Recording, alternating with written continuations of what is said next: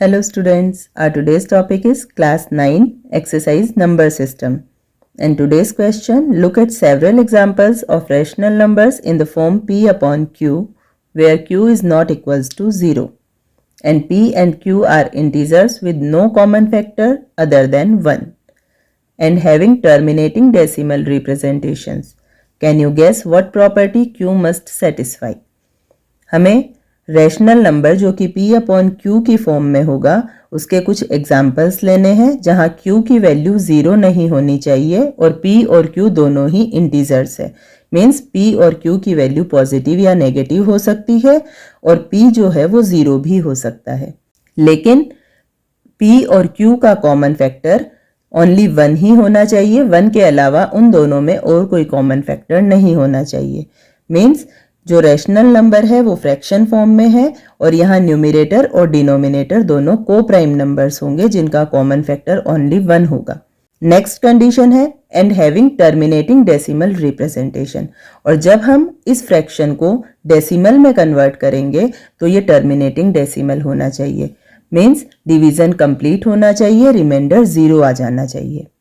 अब हमें find out करना है कि इन सब कंडीशंस को फुलफिल करते हुए जो Q है उसकी वैल्यू क्या होगी या वो किस प्रॉपर्टी को सेटिस्फाई करेगा। अब यहाँ फर्स्ट कंडीशन है कि rational number P upon Q की फॉर्म में है और Q की वैल्यू 0 नहीं है। इट मीन्स इसके एग्जाम्पल्स 1/4, 5/9, 13/21 हो सकते हैं, बस डिनोमिनेटर 0 नहीं होना चाहिए। सेकेंड कंडीशन, P और Q इंटीजर्स हैं जहां कॉमन फैक्टर 1 के अलावा और कुछ नहीं होना चाहिए। इट मीन्स ये माइनस में हो सकते हैं लेकिन कॉमन फैक्टर 1 ही होना चाहिए। अब यहाँ 1 और 4 इसका कॉमन फैक्टर 1 ही है, 5 और 9 यहाँ भी कॉमन फैक्टर 1 है, 13 और 21 यहाँ भी कॉमन फैक्टर 1 है। नेक्स्ट कंडीशन है कि जब भी हम इन फ्रैक्शंस को डेसिमल में कन्वर्ट करेंगे तो ये टर्मिनेटिंग डेसिमल होना चाहिए। अब इन सब कंडीशंस को फुलफिल करते हुए Q की वैल्यू क्या होनी चाहिए, इसके लिए पहले हम नंबर के टाइप्स देखेंगे। नंबर 3 टाइप्स के होते हैं जहां 1 होता है जो ना प्राइम नंबर होता है ना ही कंपोजिट नंबर होता है। नेक्स्ट होते हैं प्राइम नंबर्स जैसे 2, 3, 5 और थर्ड होते हैं कंपोजिट नंबर्स जैसे 4, 6, 8। कंपोजिट नंबर को हम प्राइम फैक्टर्स में कन्वर्ट कर सकते हैं प्राइम फैक्टराइजेशन के द्वारा।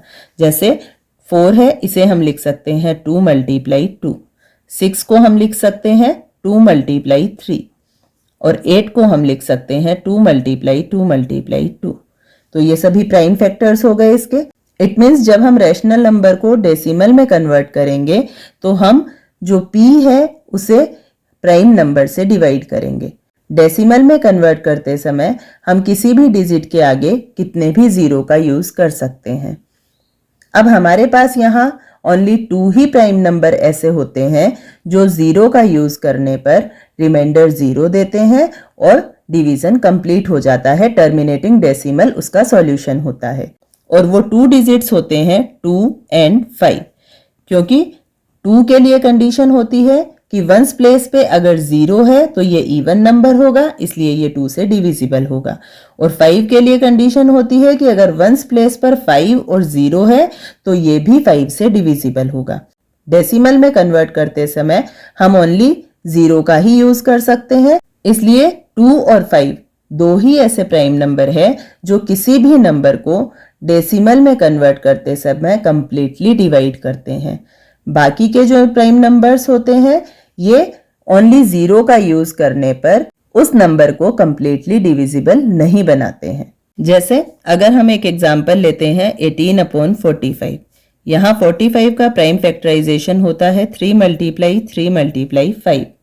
अब यहाँ डिनोमिनेटर में एज अ फैक्टर 3 का यूज हुआ है, लेकिन फिर भी ये 18 को कंप्लीटली डिवाइड करता है।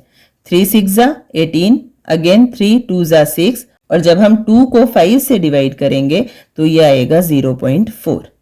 लेकिन क्योंकि HCF भी 1 ही होना चाहिए, इट मीन्स यहाँ जो कॉमन फैक्टर है 3 × 3 = 9, 18 में और 45 में, ये हमारी कंडीशन को फुलफिल नहीं करता है।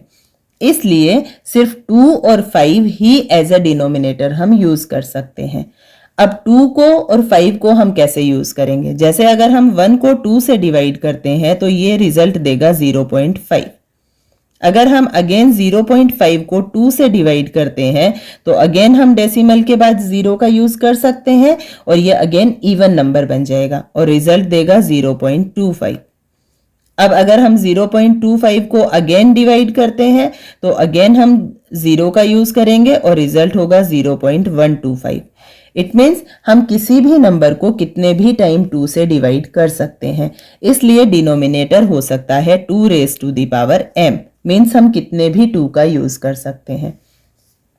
इसी तरह अगर हम 5 से डिवाइड करते हैं तो जैसे अगर हमने 3 को डिवाइड किया 5 से तो रिजल्ट आया 0.6।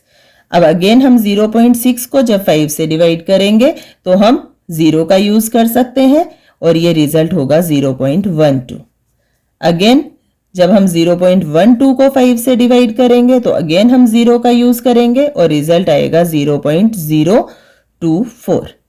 इसी तरह हम अगेन इसको 0 का यूज करेंगे तो ये फिर 5 से डिविजिबल होगा और इसका मतलब हम 5 raise to the power n भी q की वैल्यू ले सकते हैं। लेकिन अगर हम जैसे 2/3 लेंगे तो यहां जब हम डिवीजन करेंगे तो 3 6 18, 2 लेफ्ट रहेगा, अगेन 3 6 18, अगेन 2 लेफ्ट रहेगा और इस तरह रिमाइंडर हर बार 2 लेफ्ट रहता जाएगा, इसलिए ये डिवीजन कंप्लीट नहीं होगा।